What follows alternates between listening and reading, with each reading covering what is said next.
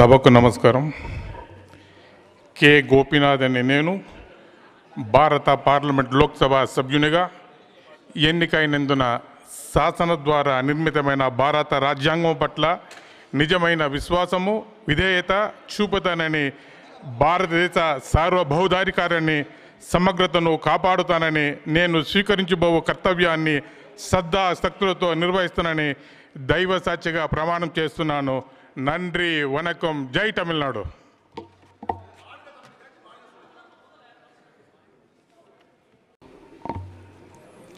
సభకు నమస్కారం. కె గోపీనాథ్ అనే నేను భారత పార్లమెంట్ లోక్సభ సభ్యునిగా ఎన్నికైనందున శాసన ద్వారా నిర్మితమైన భారత రాజ్యాంగం పట్ల నిజమైన విశ్వాసము విధేయత చూపుతానని, భారతదేశ సార్వభౌమాధికారాన్ని సమగ్రతను కాపాడుతానని, నేను స్వీకరించబో కర్తవ్యాన్ని శ్రద్ధాశక్తులతో నిర్వహిస్తానని దైవ సాక్షిగా ప్రమాణం చేస్తున్నాను. నంద్రి వనకం. జై తమిళనాడు.